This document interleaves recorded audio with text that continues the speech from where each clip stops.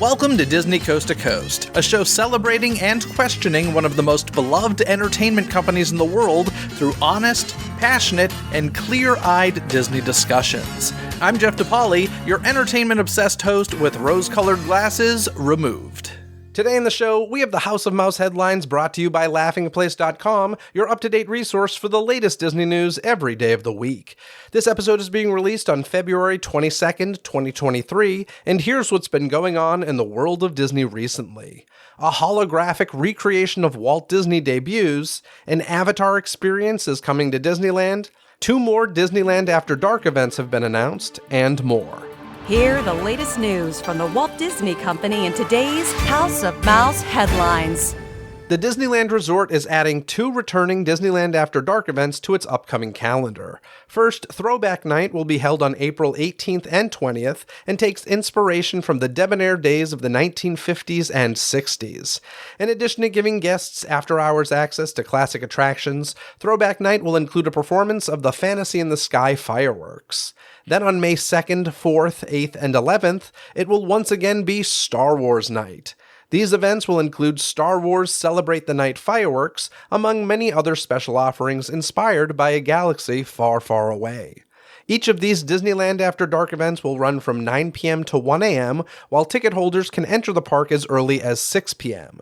Tickets for Throwback Night and Star Wars Night will be open to the public on February 23rd, no earlier than 9 a.m. Pacific, so be ready to grab your tickets then.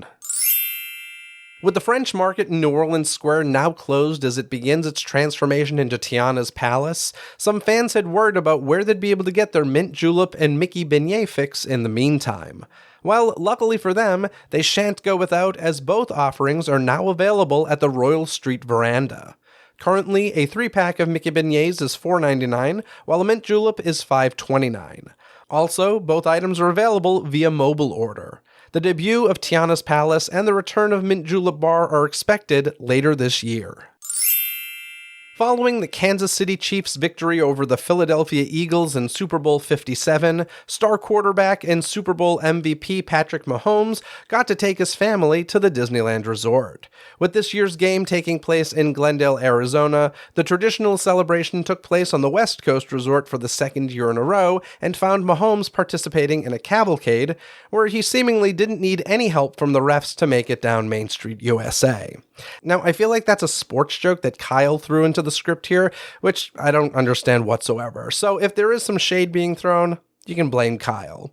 The QB previously did the same at Magic Kingdom in Walt Disney World after winning Super Bowl 54 in 2020. Considering that next year's big game is set to take place in Las Vegas, expect to see the winners of Super Bowl 58 heading to the happiest place on Earth as well. Although Mickey's Toontown was set to fully reopen on March 8th, the Disneyland Resort has announced a postponement. Now, the reimagined area will debut on Sunday, March 19th. Disney attributes the delay to multiple storms Southern California experienced this winter, which impacted construction. In any case, in the meantime, guests can still experience the new Mickey and Minnie's Runaway Railway, which is available via virtual queue or individual Lightning Lane purchase. This past weekend, Phase 5 of the Marvel Cinematic Universe kicked off with the release of Ant-Man and the Wasp: Quantumania. Alongside the film's debut, the massive MCU villain Kang arrived at Disney California Adventure's Avengers Campus.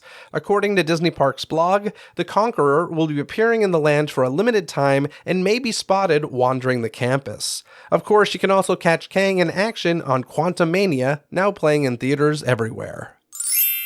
Just a few steps away from Avengers Campus, a different kind of Marvel hero is also now greeting guests. On February 15th, Moon Girl of the new Disney Channel animated series Moon Girl and Devil Dinosaur made her debut at Disney California Adventure. Now guests can meet with Moon Girl, whose real name is Lunella Lafayette, in Hollywoodland. Incidentally, while this character's interaction is not in Avengers Campus, keen-eyed guests may spot Lunella's name in the queue for Web Slingers. Moon Girl and Devil Dinosaur is now airing on Disney Channel, with episodes also available on Disney+. At long last, Walt Disney World Resort hotels are ramping up to restore full housekeeping services. By the end of this month, full housekeeping room cleanings will return across property, with services provided daily or every other day depending on the resort. With this, the Disney Parks blog says that guests can also expect to find some of those magical touches they're accustomed to, like coming back to their room to find their Mickey ears on display, or playful poses with plushes they left in their room while at the parks. Guests can look forward to these restored amenities on their next Walt Disney World stay. During a recent earnings call, Disney CEO Bob Iger revealed that sequels to some popular Disney properties were on the way. Soon, fans will apparently see Frozen 3, Zootopia 2, and, perhaps most controversially, Toy Story 5. No details about any of these projects were revealed outside of the fact that they're in development, but you can expect that these films will take up a few of the placeholder release date slots Disney announced last month. But we'll need to wait to hear more about what's in store for each of these sequels in the coming months. After initially being pushed from March to August, Disney's new Haunted Mansion film will now hit theaters a few weeks early. Recently, the studio revealed a new July 28th date for the attraction-inspired movie. This version of the Haunted Mansion was directed by Justin Simien and stars Jamie Lee Curtis, Owen Wilson, Jared Leto, Winona Ryder, Danny DeVito, Rosario Dawson, Dan Levy, Lakeith Stanfield, and Tiffany Haddish. Barring any other changes, you can catch the Haunted Mansion in theaters when it materializes this July. MCU fans will have to wait a bit longer for a highly anticipated Phase 5 entry, as The Marvels has been pushed from summer to fall. Although the movie, which will feature heroes Carol Danvers, Kamala Khan, and Monica Rambeau, was set to be released on July 28th, it will now have a November 10th bow. Meanwhile, just in case you skipped the last 30 seconds or so, Disney's The Haunted Mansion will take that vacated July date. Of course, Marvel fans will still have a summer blockbuster to look forward to, as Guardians of the Galaxy Volume 3 will fly into theaters on May 5th. Could the new series Muppets Mayhem be hitting the small screen this summer? It would seem so, as the show's executive producer, Adam F. Goldberg, shared in a now-deleted tweet that the series would be out in early May. That news has not been officially confirmed by Disney, which might explain why the Goldberg's creator saw it fit to remove his post. In any case, whenever the Muppet Mayhem does arrive on Disney+, it will star Lily Singh, Taj Mowry, Sarah Chaudhry, and Anders Holm alongside the Electric Mayhem. But we'll need to stay tuned for an official release date. Originally announced at Star Wars Celebration 2022, the youngest of younglings will soon get their own Star Wars series. Now it's been revealed that Star Wars Young Jedi Adventures is set to premiere on May the 4th. Set during the High Republic era, the show follows Jedi younglings as they study the ways of the Force, explore the galaxy, help citizens and creatures in need, and learn valuable lessons needed to become Jedi along the way. The series, which is co-produced by Disney Jr., stars Jamal Avery Jr., Emma Berman, Juliette Donenfield, D. Bradley Baker, and more. Be sure you and your little ones catch Star Wars Young Jedi Adventures on Disney Plus this Star Wars Day. One of the newest celebrities to gain a star on the Hollywood Walk of Fame just so happens to be a Disney legend.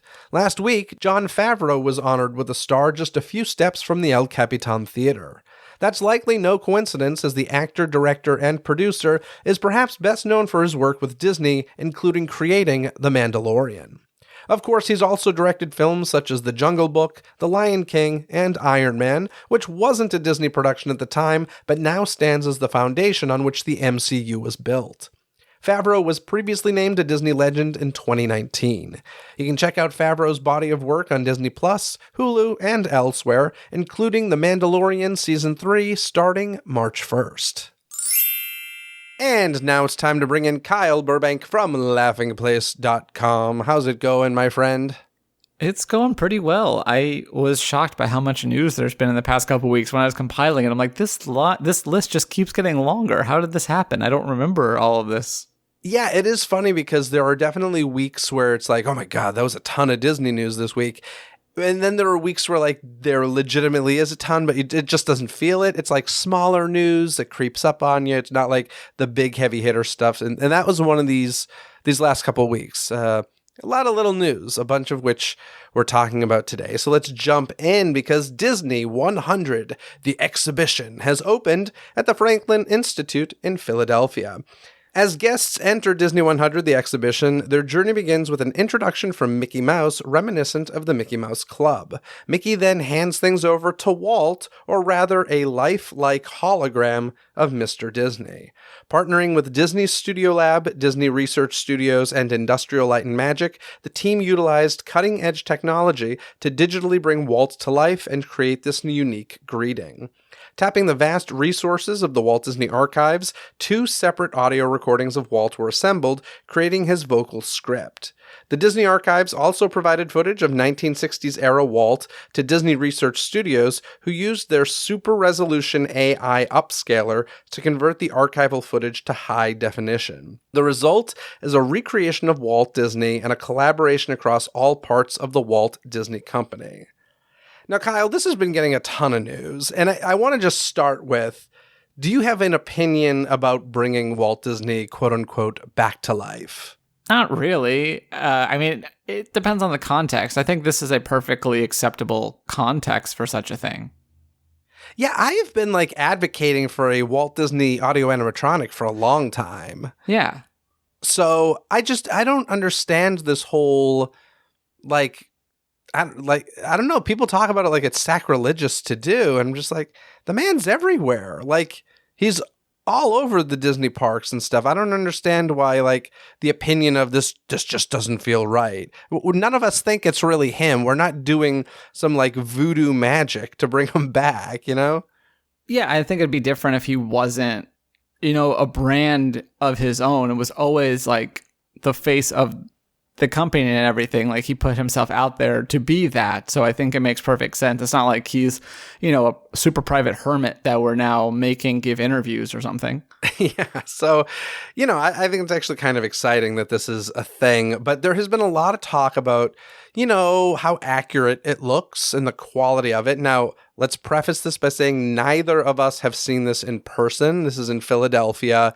And, so, judging it based on video alone, I don't think is fair, but let's do it anyway. What do you think of this, Kyle? It looks a little off. I don't think some of the gestures are quite right. And there's some moments where it doesn't seem like the speech quite lines up with the mouth. But, those are things like you're saying, when we're watching in video, we're going to be more critical. Jeremiah, who works for us, did see it in person and was kind of blown away by it, but he's also kind of a pixie duster, so I don't know how much I totally trust him on this. A pixie duster. I have not heard that term before. I like that. The pixie dusters are the Disney fans who do not listen to Disney Coast to Coast. Probably. So yeah, take it with a grain of salt there too. I also don't know what it looks like in person. They're saying hologram. He insists that I put hologram in quotes when we wrote up his firsthand account. Yeah, so I don't even actually know what this looks like in person. I'd be curious to know if it really does qualify as a hologram or what this is. But, I think it's perfectly fine for this. It's not some giant attraction or anything. It's a cool exhibit, and they obviously put a lot of time and money into it, but it's not like something at the theme parks or whatever where you'd probably demand a higher bar. Yeah, so it's interesting to me because first of all, I didn't think holograms were real. I thought hologram was more of a science fiction type of term, and we use it for things that have that quality, like Ray in, that could be why he made me put it in quotes. But I think they've described it because they talked about Tupac holograms. That's the first big one that comes to my mind is Tupac. Yeah, so when I Googled it, everything I found was holograms were real. So I'm still not 100% sure on whether or not holograms are real or if we just have things that really look like what we think holograms are. I'm not 100% sure. So there is that aspect of it. Watching it on video, it just looked like a video of a video monitor. Doesn't look like anything special. It is one of those things that I kind of wish could have remained a secret. And just imagine walking into this exhibit and that being the first thing you see. I'm sure they gave it up really 2 days before it opened too. Well, it's one of those things where I'm sure Disney was like, let us get it out officially first, because there's no way that this is going to stay a secret and this is just going to end up on social media. So I get it. It's just, it bums me out. Like the social media world bums me out in situations like this. Nothing can be a surprise. Well, that's a perfect segue if I can share some inside baseball real quick about this. Yeah. When we posted, because obviously by the time Jeremiah went to this on opening day, it had already been out there, so he knew that was going to be the first thing he went to. So he tweets a short video of it, and a couple minutes later, we get a message from Twitter saying that we violated their policy and we were in a 12-hour timeout, basically. And the tweet was unviewable. It said, like, this violated our terms or whatever. The thing that they linked us to was something about, like, capturing, like, releasing intimate media without consent or something ridiculous that had nothing to do with it. We're like, what? So we appealed it, and it took them several hours, but they're like, oh, you're right, we were wrong, sorry. So they restored the tweet, but we still didn't have access to our Twitter account for like another 6 hours after that. So I'll always, when I think about this stupid Walt hologram, quote unquote, I'm gonna think about getting banned from Twitter for 12 hours for no reason. Yet they invite certain ex-presidents back to the platform. All right. Well, also, when Mike Celestino from his Who's the Boss account, he tweeted at Twitter support to see if we could get any help, and just got a bunch of like quote tweets and replies from, I don't know if they're bots or what, but just total spam, like, oh, just install this thing on Instagram and you can get restored. It's like, so how are these okay? But us tweeting a clip of a Walt Disney video is not okay. Very, very strange. Let's talk about the look of it, though, because it did seem a little off.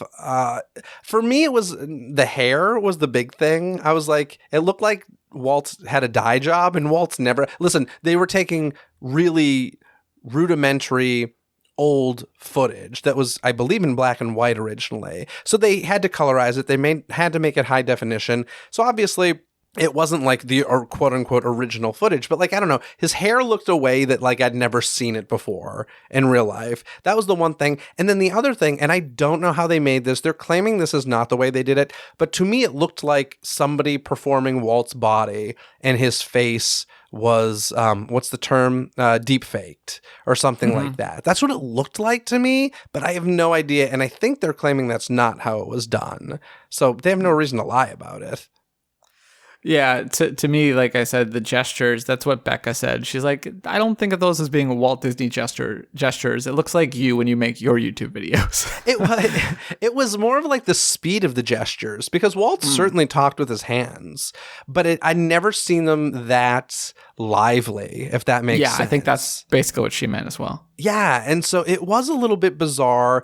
I hate to really just like nitpick and rip this thing apart, because like obviously a lot of people worked really hard on it and it is a very cool technology, but I can say that looking at it through video, I didn't look at it and say, hey, there's Uncle Walt, cool. I was like, oh, there's like a recreation of some sort of him. And, you know, I really do want to see it in person. Yeah, I think it'd be different in person, but I hope it's something that they keep working on. I would think it'd be cool to incorporate somewhere in the parks in like a future opera house exhibit or something like that. But I think I'd probably want like a little bit older Walt too, like the one. I feel like this was kind of young. This was like they purposefully kind of did a mix of young and old Walt. And I agree. I would say like, the Walt that we know from the opening of Disneyland would probably be the best place to go, in my opinion. Yeah. And one thing I will say about the people who are like, oh, this is sacrilegious. I'll tell you what, if I were Walt and I was dead, I would be more upset about the company misusing quotes of mine and using them to like justify certain things. Like that would bother me more than like a recreation of me that everybody obviously knows is fake. So that's where I stand on it. Once again, I think it's cool that it's a thing. And it reminded me of the Rey thing and Star Wars Galaxy's Edge. I don't know. I do like the idea that people who, how many millions of people still believe that his head is frozen also think he's offended by being turned into a video, an AI video. I hope nobody believes that his head is frozen. No one listening to this podcast does, but I guarantee you there are people who legitimately believe that. Oh boy. You know, you've heard the conspiracy theory that that's also why Disney changed the name of the movie to Frozen. So when you Google Disney Frozen, you get the movie instead of the theory. No, that is not true, is it? I've never heard that. I don't think it's true. I'm just telling you that's a fun. I mean, fun honestly, that if that is why they did it, that's kind of genius. I love that. Oh my gosh, I'm going to run with that. In my mind, that is now the reason the Snow Queen is now frozen for Google reasons. That's amazing. All right, you heard it here on, well, I guess not here first, because I guess it's been a rumor that I've just missed. Okay, so let's move on because Disney announced a special series of anniversary re-releases of some of the most beloved films from the Disney, Pixar, Marvel, and Lucasfilm studios as part of Disney's 100th anniversary celebration. A selection of titles will be released nationwide in special platinum-style collectible O-sleeves. Do you know what an O-sleeve is? I don't know what an O-sleeve is. I know what the steelbooks are, but yeah, I don't. Yeah, I don't know what an O-sleeve is, and I even Googled it, and it was not helpful. But in any case, they're doing it. There will also be numerous retail exclusives, with Best Buy offering special steelbooks of select titles, and Walmart offering exclusive collectible pins on all Disney 100 animated titles. Now, titles currently available include Encanto Steelbook, Beauty and the Beast, Toy Story, Moana, Frozen, Little Mermaid, and Mickey and Minnie 10 Classic Shorts Volume 1. There are a bunch of release dates or release titles. I'm going to read through them real quickly. February 27th, we got The Aristocats, which, Disney Classic, is it? It's got outdated cultural depictions. But maybe it's classic, an anniversary year or something. That one surprised me. It could be. I'll look it up while you... Yeah, just listen to this list. This is a ton of content, so I really kind of just grasp the amount of this.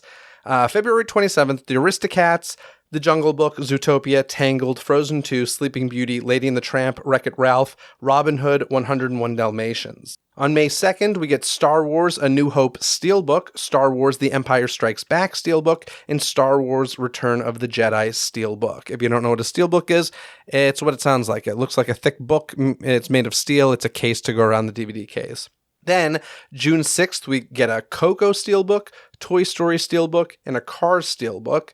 Then June 13th, we get Finding Nemo, Coco, Brave, Cars, Up, The Incredibles, and Monsters, Inc. June 27th, we get Mickey and Friends 10 Classic Shorts Volume 2. August 1st, we get Cinderella 4K UHD Steelbook. This will be the first time that Cinderella is available on 4K Ultra HD disc. We also get a Beauty and the Beast Steelbook and Frozen Steelbook. Then on September 5th, we get an Iron Man Steelbook. On October 3rd, we get a Little Mermaid Steelbook, Lion King Steelbook, Moana Steelbook, and Aladdin Steelbook. And on October 17th, The Lion King, Aladdin, The Nightmare Before Christmas, The Fox and the Hound, Cinderella, Snow White and the Seven Dwarfs, and Alice in Wonderland. Now, Kyle, the reason I wanted to discuss this is because I am just shocked that Disney is investing so heavily in physical media. What is up with this? Like, physical media is a dying media, and I feel like in studios' eyes. And they're just like, nah, let's do it all. I think that, doing it in this fashion where you have these very collector-centric ones, they don't really say how big of runs these are. It's not like the old days where these are going to be in every Sam Goody and Target and Walmart and et cetera, et cetera. It sounds like the Steelbook ones will be at like Best Buy and things like that. So, you're really limiting it. I feel like they're only going to make quantities they know they can sell. I guess, but even that makes it even more expensive to produce. Like, there's less profit because you're selling less and you're printing less, so they cost you more individually.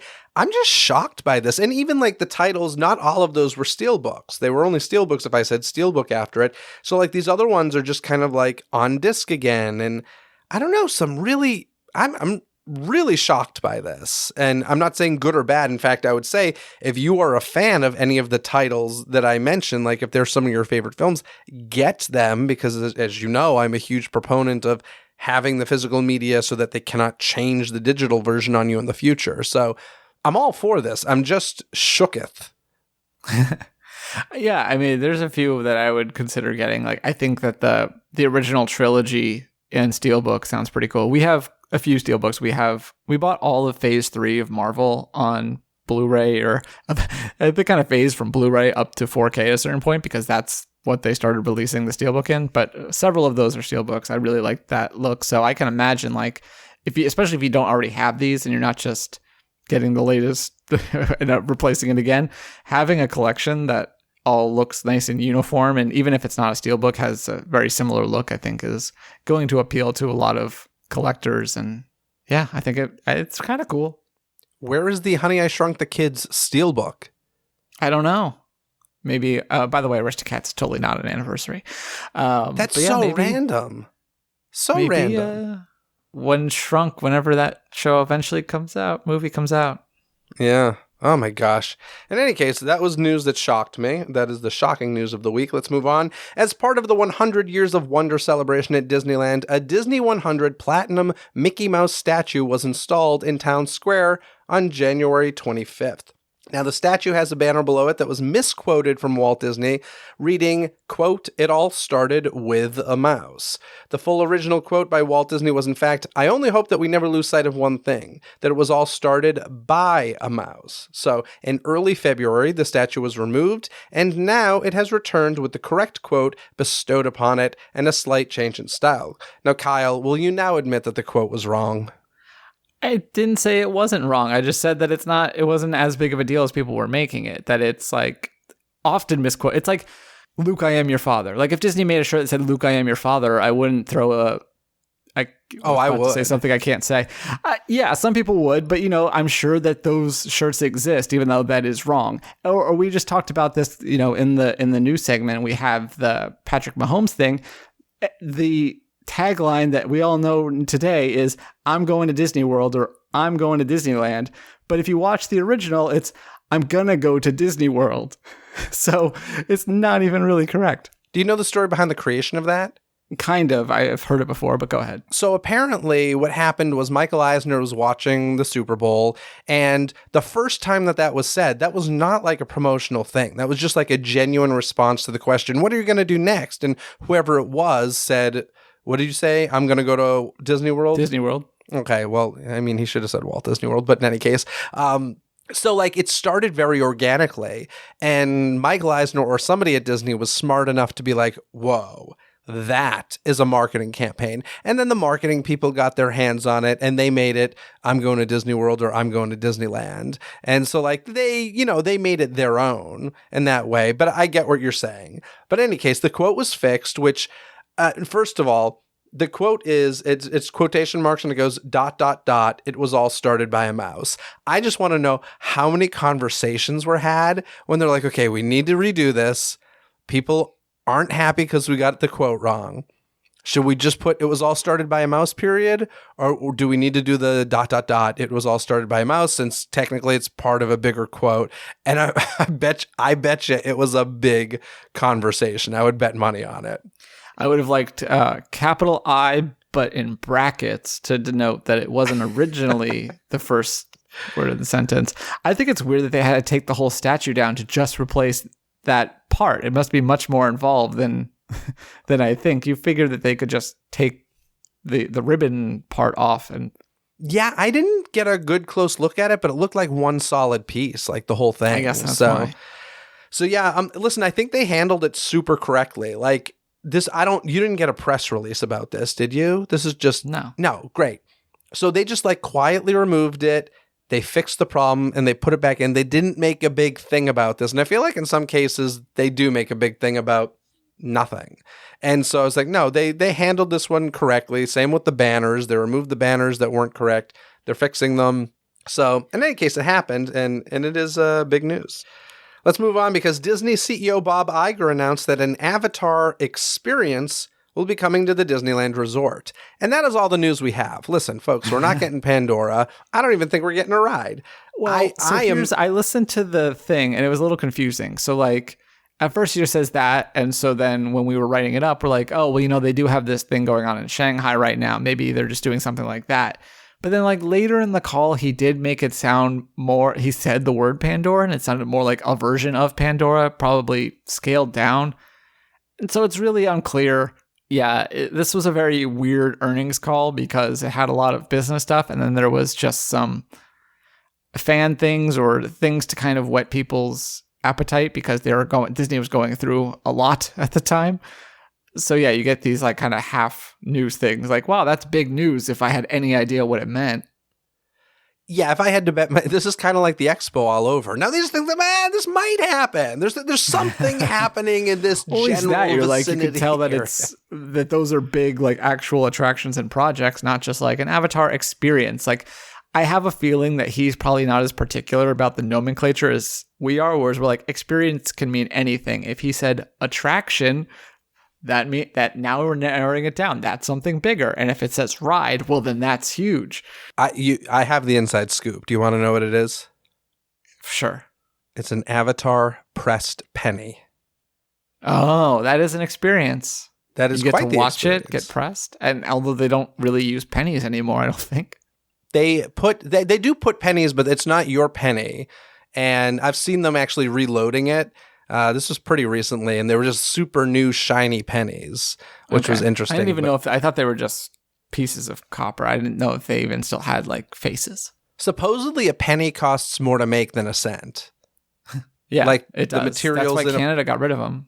So crazy. But I've based on what this is, people are like, oh well, maybe Avatar Experience. It could be something at what used to be ESPN. And too bad the if the Void was still there, then I'd say that an Avatar thing at the Void would be coming. It could be an AR thing. They don't mention that. My favorite theory was something coming to Tom Sawyer's Island, like a fake. It was a fake guess, like and I'm like, I don't hate it. Kind of like that. I think they could do something cool as you cross the river and you end up on Pandora. Do you remember the rumors that Tom Sawyer Island was going to be transformed into something Lost related, the ABC television show? Yep, I recall that. Yeah.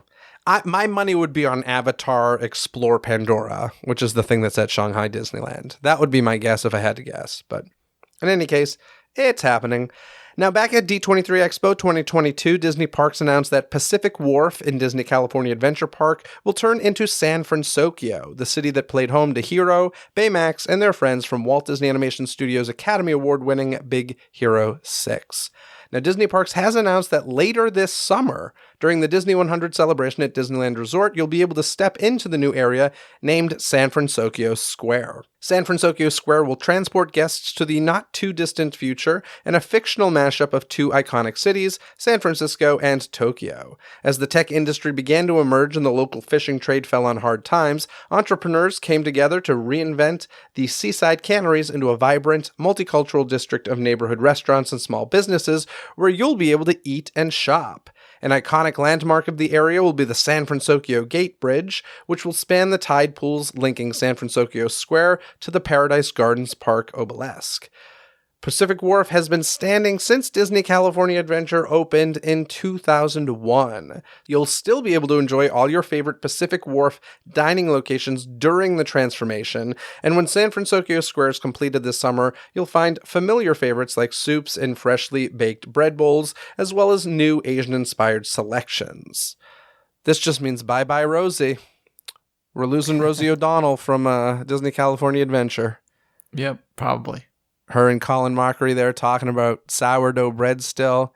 You know, I get a little sad. I got to be honest, at this point, like DCA has seen so many changes that I get a little sad when we're like losing more OG stuff. Frankly, for something that it just doesn't feel necessary, in my opinion. It's one of those things where I'm like, put that budget and talent somewhere else, please.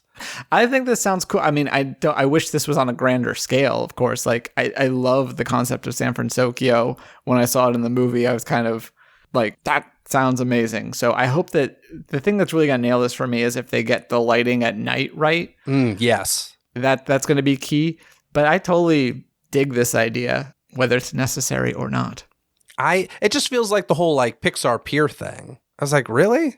Except that this is a way cooler concept to me. Just having a bunch of Pixar movies along a boardwalk because doesn't make a ton of sense, but having something, hey, this was a San Francisco inspired area, and now we're going, well, I guess not really San Francisco, but you know, the Bay Area inspired area. Now we're going to turn it into something that kind of pays homage to that while mixing it with a fictional thing. I think sounds pretty cool. And we are getting a little homage to DCA 1.0 because there will be a Golden Gate Bridge back in the park. Exactly. So I just really wish it was touching Avengers Campus. It bothers me that Cars Land is between it. It's a Marvel movie. Ugh. You know that, like, remember the days of the rumors of, DCA is going to change a name. It's going to become Pixar Park. Everything in there now is Pixar. That's how I feel like with Marvel now, with, Avengers Campus and it dripping over into Hollywoodland and the rumors of Rogers the musical and now San Francisco. It just feels like so much Marvel in that park. It's crazy. Yeah, again, I still don't think many people associate Big Hero 6 with Marvel, especially people who have read the books where it has so little to do with the Disney movie, apparently. Well, they're wrong. That's what it comes down to. So, shall we move on? Sure. On the heels of an announcement made by Universal Orlando that sees the base wage for team members at that location increase to $17 per hour, Unite Here Local 362 met with representatives of Walt Disney World for the first time since over 13,000 cast members voted to reject the company's contract proposal earlier this month. And this past week, the 6 unions of the Services Trade Council met with Disney for the first time since 13,650 cast members voted to reject Disney's contract proposal on February 2nd and 3rd. Despite the overwhelming message sent by cast members, Disney refused to add even 1 cent to its wage proposal. Moreover, Disney's proposal reduced retroactive pay for thousands of workers, making the new proposal even worse than the offer already rejected. The 6 unions will be announcing public action soon to bring light to the plight of cast members struggling to survive the devastating increase in the cost of living. Now, Universal Orlando, where team members aren't in any unions and don't have contract negotiations, they'll increase, as we said, $17 per hour effective June 4th. Many team members will receive an increase based on the new rates and their time with the company. Universal Orlando has also elevated their 401k match and tuition reimbursement programs, added compassion leave, double parental leave, enhanced family planning benefits, and changed team member comp ticket availability from blockout calendar to capacity managed based on park attendance. The new base rate increase puts Universal Orlando $2 ahead of Walt Disney World's starting base rate of $15 per hour, which itself took many negotiations and numerous years to reach. Now, Disney says that they've presented an option to unions that accelerates wage increases and brings all current non-tipped cast members up to at least $17 an hour upon ratification of a new contract, with many increasing to $20 an hour within the first year. I mean, it doesn't look good for Disney, just from a public look, but I don't know. I don't know what to say. The cost of living is insane right now. Like, inflation is crazy. People can't live. They're never going to get everybody to go on strike. And I feel like that's the only way anything's really going to get done is if people go on strike. It's apparently happened before. I at least that's what, Doobie, who is the co-founder of our site and been around a lot longer than I have, says that there has been strikes at the parks before. I don't know if that's true or what those look like, but apparently that is a thing that has happened and could happen again. And just to be clear, like you obviously mentioned what Disney had to say about the matter, but the verbiage about the 1 cent more and that their actual proposal was worse, that's coming directly from the union statement. So just so people know that. Yeah, it's messy. Obviously cast members have important jobs, and it's unfortunate that it comes to this. It seems like pretty regularly, and I don't know. I know people who have worked for both companies, for Universal and Disney, and, at the park level. And I just always hear it's much more pleasant working for Universal. I don't know. I did work for Universal at one point. I forgot about that. But, yeah, I was... What, you Horror Nights? I was Horror Nights for 3 years. It was like my first job in LA, actually. It was Halloween Horror Nights. But I was Frankenstein's monster in the park for a while. Oh, nice. Yeah. But in any case, I hate to hear this over and over again, and it's just kind of like, well, if they're not going to treat you the way that you feel you deserve, like, maybe it's time to move on. But if enough people say that, trust me, the price will change. They'll pay you more if they can't keep you. So yeah, and it's kind of surprising they haven't done that already, given we know that they are short on staff there. Yeah, that's what's really interesting. Like, they need these people, and they're still playing hardball with them. So we'll see what happens, but I hope it works out for cast members. Alrighty, more like difficult talk stuff. After the Florida House of Representatives passed the bill that would overhaul the Reedy Creek Improvement District, the Florida Senate has also passed the bill. In response to the passing of the bill, Walt Disney World Resort President Jeff Vallee released the following statement. For more than 50 years, the Reedy Creek Improvement District has operated at the highest standards, and we appreciate all that the district has done to help our destination grow and become one of the largest economic contributors and employers in the state. We are focused on the future and are ready to work within this new framework, and we will continue to innovate, inspire, and bring joy to the millions of guests who come to Florida to visit Walt Disney World each year. Now, this statement indicates that there will likely be no battle against the passing of the bill on Disney's behalf, as they're prepared to work with the new state-run board. The bill will change how the district's landowners elect board members, as Disney would previously handpick the board members of Reedy Creek as they were the primary landowners. Now, the governor will appoint those members, subject to confirmation by the Florida Senate. The new bill would also rename Reedy Creek as the, quote, Central Florida Tourism Oversight District. Outstanding debts, contracts, and tax collection would not be affected and would not be transferred to local taxpayers, which was the big fear originally when this came to fruition. Now, this special session is the culmination after a very public feud with the Walt Disney Company and Florida Governor Ron DeSantis, which he called a woke corporation, after the company opposed the controversial bill DeSantis approved, commonly referred to by opponents as the Don't Say Gay bill. This is just, I don't know what this is. I don't think the public's going to be affected by it all that much, but it just seems like it's going to make life more difficult for the Walt Disney Company, and that's not good for Walt Disney World. No, it's a lot like kind of the situation we've had in Anaheim over the years, where you have friendly makeup of city council, and sometimes you don't. Except that the only difference is that those are actually voted by the people and elected directly, whereas this board's just going to be installed. I mean, they do have to get approved by the Senate, but also if if it's the current makeup, then whatever. It's whoever DeSantis wants. And obviously, there's a rule that says no one that's worked for a theme park in the past 3 years can be on the board. And so in committee, at a certain point, this was kind of bipartisan that there should be a change. People, even the minority of Democrats that are in the chambers, said, there should be a change to Reedy Creek. But the one amendment that was offered was, hey, well, let's at least change the way that this board is appointed. Let's at least have people from, let's have the Orange County mayor and the Orlando mayor, and then some other people appointed by something else instead of just the governor. And of course that was shut down. So we'll see who DeSantis picks. There's a lot more we could talk about here, but let's just leave it at that. Well, first of all, this all started because of Chapek, and it kind of sucks. The situation sucks. Well, I mean, it was going to end up the same way, even if he did come out the first time. If anything, it shows Chapek was kind of not right, but it shows why he was afraid to speak out in the first place. Oh, I see what you're saying. Let's just stay out of it. Yeah. And then he's like, okay, fine, I'll say something. Well, now we're screwed. Yeah. Ugh, God, politics. Ugh.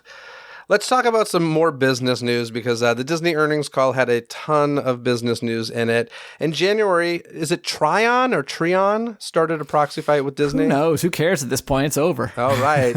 Trying to get Nelson Peltz a seat on Disney's board. In a press release last month, Trion or Treon Group said that they believe they can help Disney restore the magic and reclaim its position as a best-in-class company that delivers a highly attractive return for shareholders. Now, Nelson Peltz has said that the proxy fight is over between his firm and Disney following the company's announced restructuring.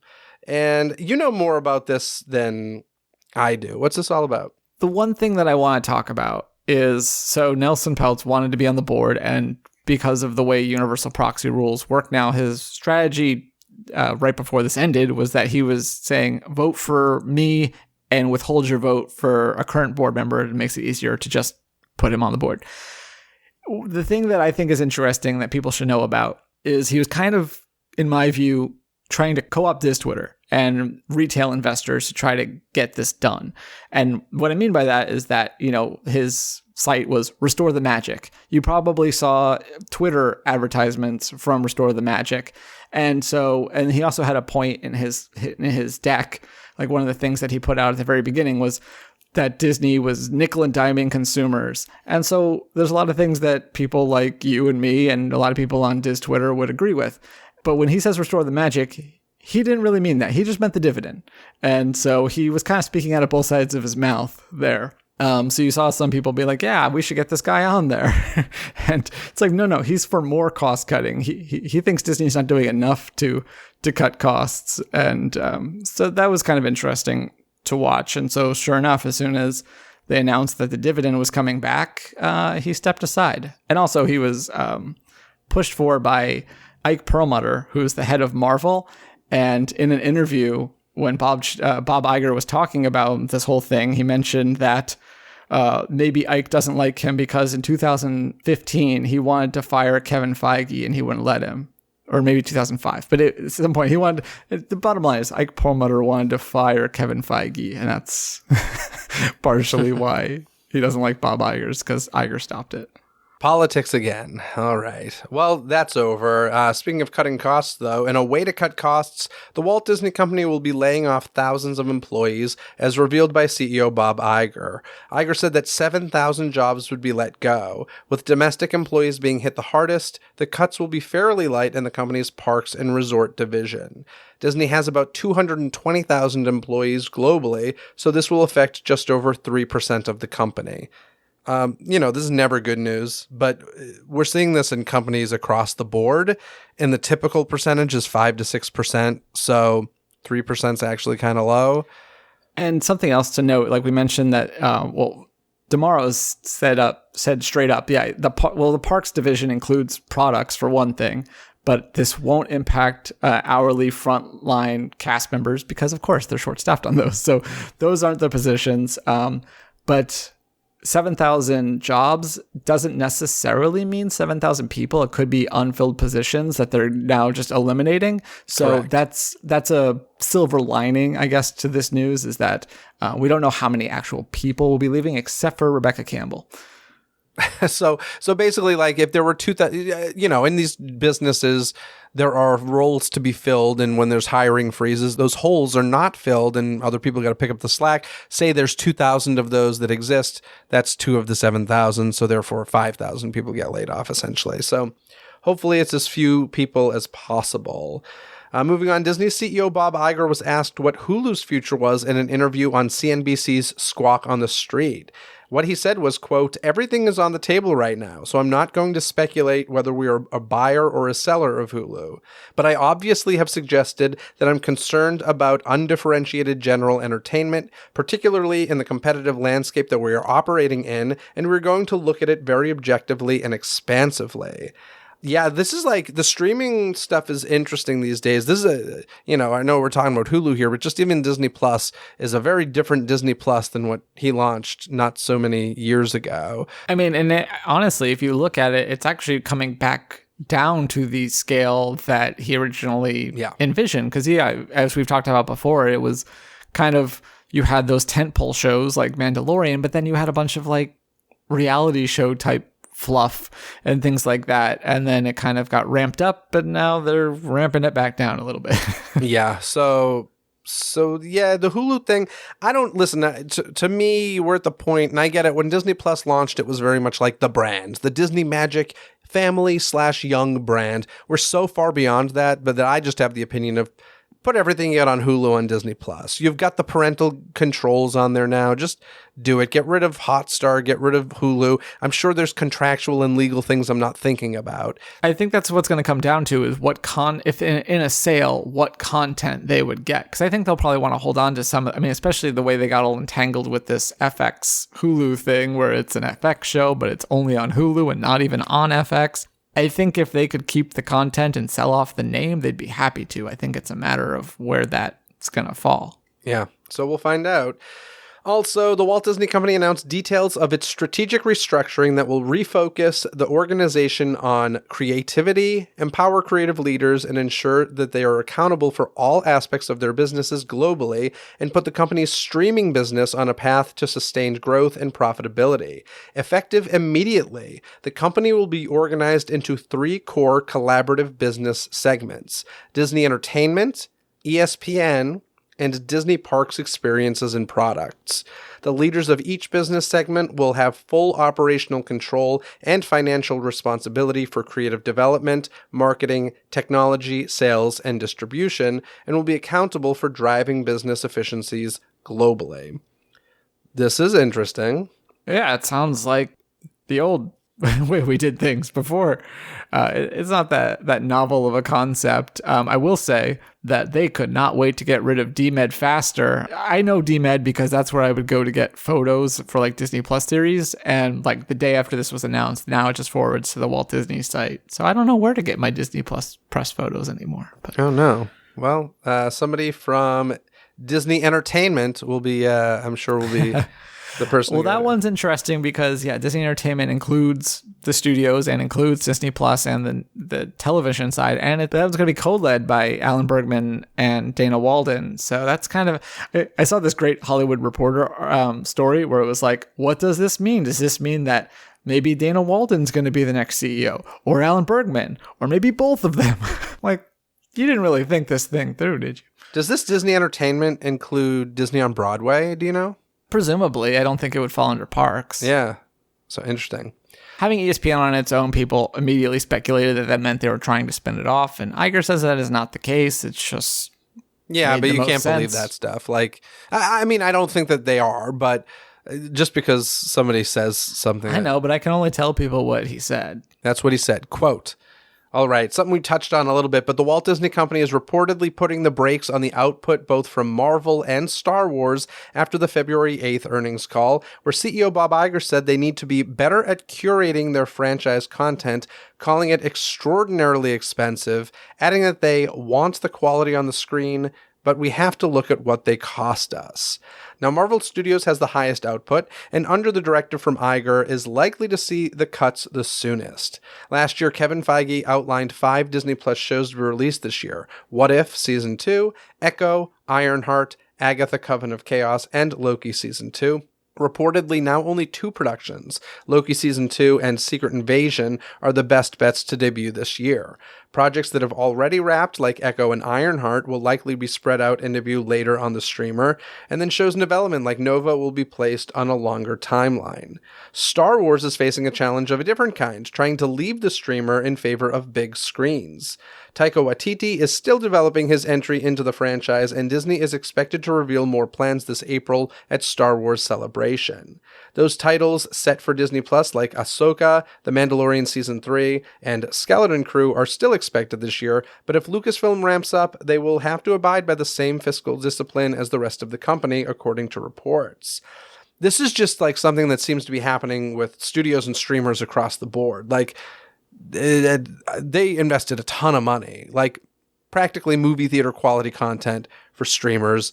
It couldn't go on forever is what it comes down to. Yeah, and I think, spreading out Marvel, as much as I enjoy it and want as much as possible, it probably makes sense to spread it out a bit more, which it looks like maybe we're already seeing, like with the news we talked about earlier in the scripted part about pushing the Marvels. Yeah, I mean, I think listen, like, as a fan of something, anticipation is one of the greatest gifts we can get. Like, for everybody knows I'm not a huge Marvel fan, but like, let's just talk Scream for a second. Last year we got like a relaunch of Scream, the horror franchise, and now like next month, a year later, there's another movie. And like, don't get me wrong, I'm looking forward to it, but I'm not jonesing it the way I was last year. And I'm a huge fan of anticipation. I think anticipation is king. I think it's way underrated. Obviously, anticipation is not profitable necessarily.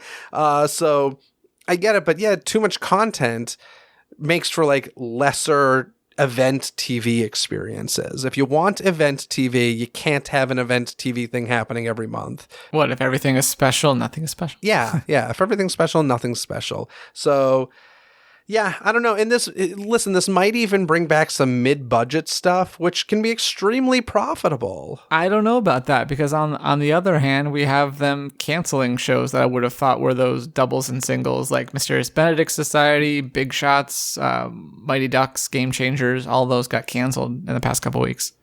Yeah, fair enough. But what's going on with Agatha? I know they said it was like planned, but they didn't really say anything about its future. And that already started shooting, right? Yeah, no, I'm sure it'll come out. It's just a matter of when. All right.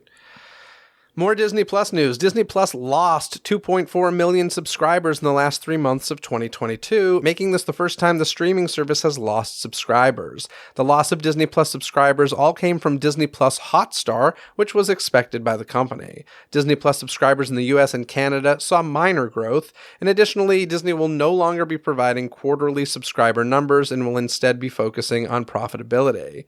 I got a bone to pick with Disney Plus. Okay, so...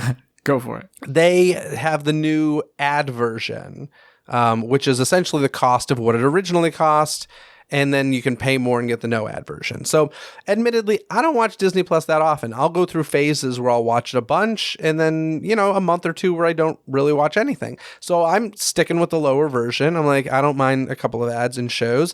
I don't know whether or not they interrupt movies with them. If they do, that would really piss me off. I just had this conversation with someone the other day and said I didn't know because we renewed for a year right before the price hike. So okay, so I will say this. So I know somebody that works in this area, and they are putting markers on all of this content to throw in ads, and apparently they're throwing them in the movies.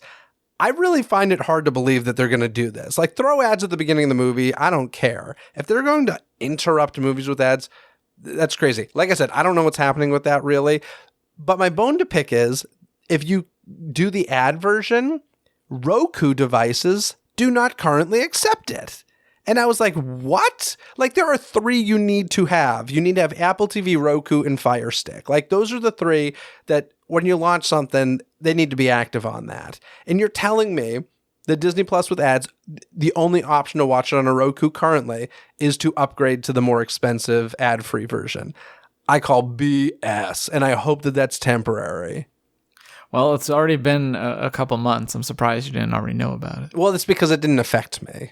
I just had to renew for another year, and gotcha. That's why I was like, "What?" Like, I've got the Apple TV I can watch it on, but in my bedroom I have the Roku, and I was just flabbergasted by this, and it frankly pissed me off. So that better change. But like you were saying, there's a couple interesting things with this. First of all, people were very quick to point out, they lost 2 million subscribers and had their own theories. But this was all from India, where there are a couple of things happened. First of all, they stopped bidding for that like super high end cricket league. It got too expensive, so they punched out of those rights, and so they were expecting people were going to cancel it.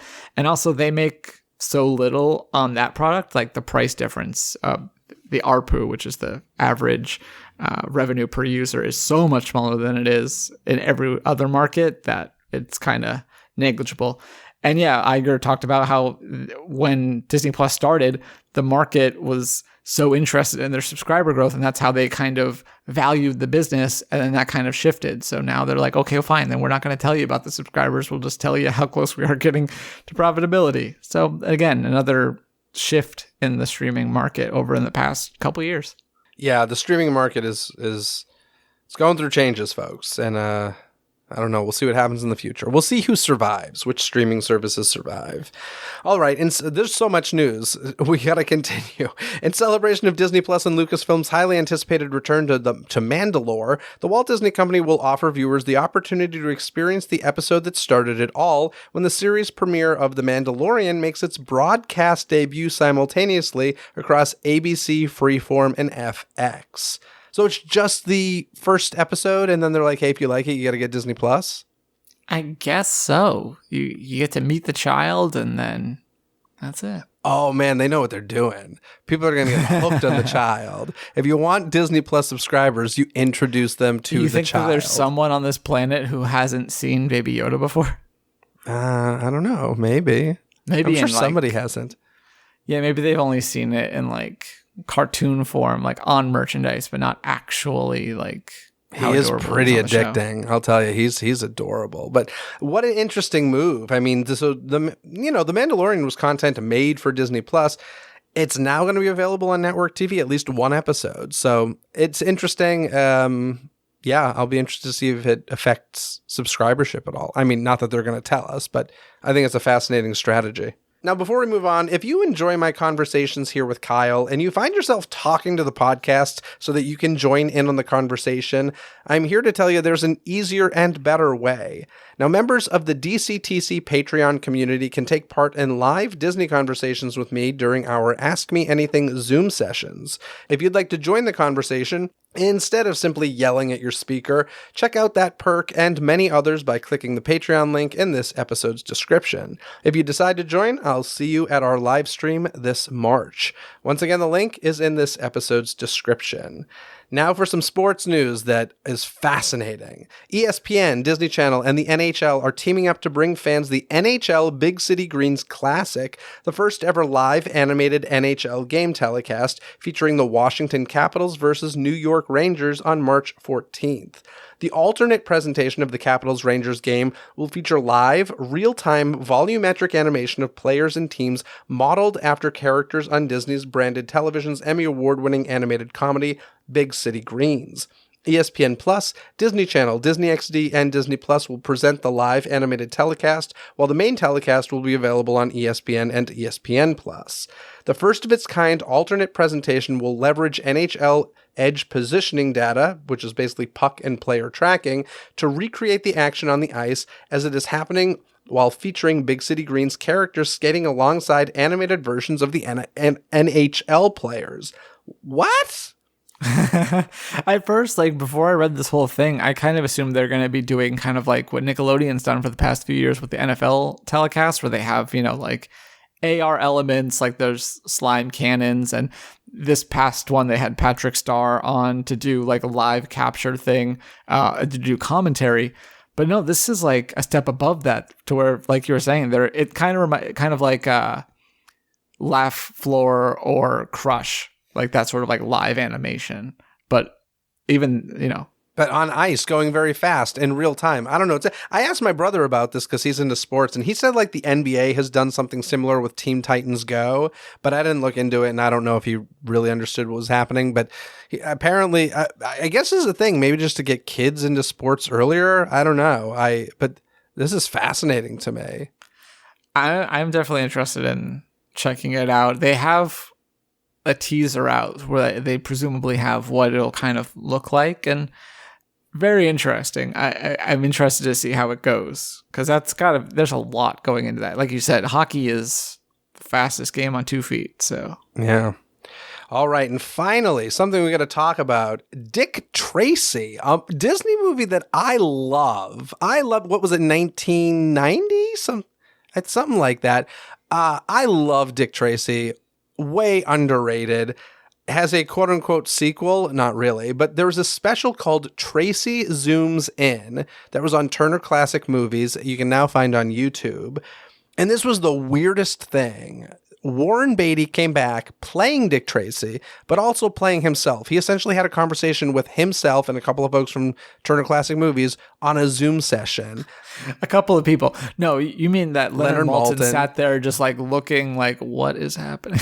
Yeah, it was Leonard Maltin and what's the other guy's name? I don't remember. I can't remember his name. I'm sure he's very famous. But he hosts all the stuff on TCM. In any case, it was just like the weird. First of all, when I heard this news, like Dick Tracy is getting some sort of like anything sort of reboot, I was super stoked. And then I watched it and I was like, this is the worst thing. It was directed and produced by Warren Beatty. Here's the theory. If folks don't know, Warren Beatty owns the rights to Dick Tracy. And as we all know, like with Sony and Spider-Man, they have to make a movie, whatever it is, every 2 years or they lose the rights. The assumption is something like that was happening with Dick Tracy. He had to do something with the character or he was going to lose the rights. Whether or not that's true, I do not know. I hope that's true, because otherwise there's no reason for this to exist. It was the most awkward conversation I've ever seen. Like, so weird. Yeah, I scrolled through it. I didn't watch the whole thing. You're like, hey, just check it out. You don't have to watch the whole thing because it's terrible.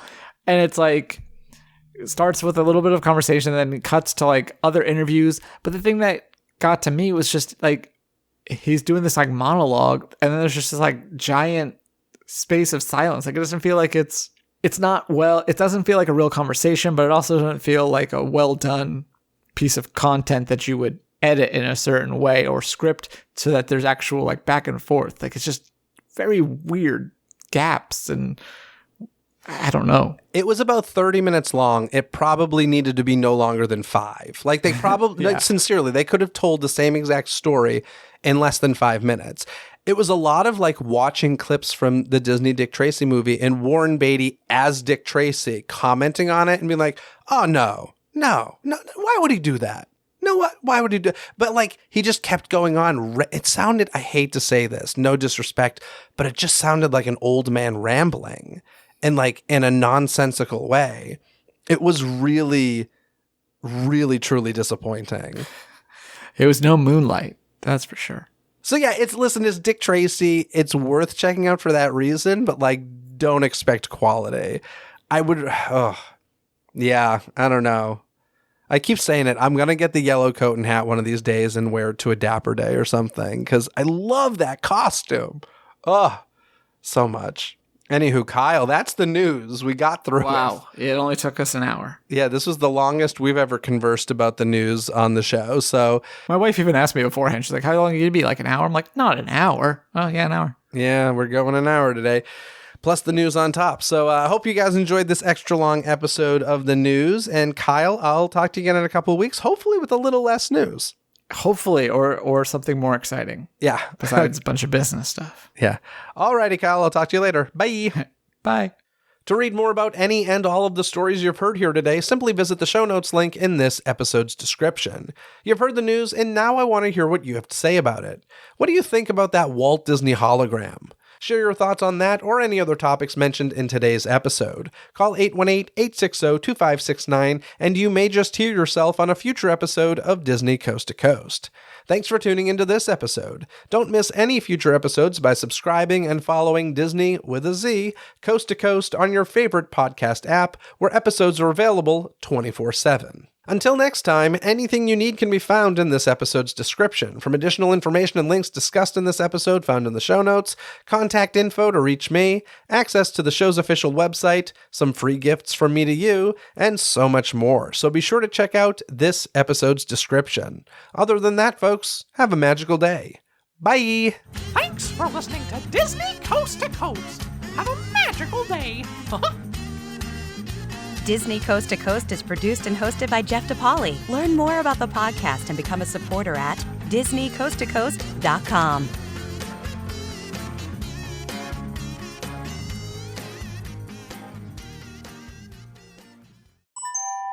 This podcast is part of the DePodcast Network. Learn more about this show, plus find more quality and entertaining podcasts at DePodcastNetwork.com. That's DEPodcastNetwork.com.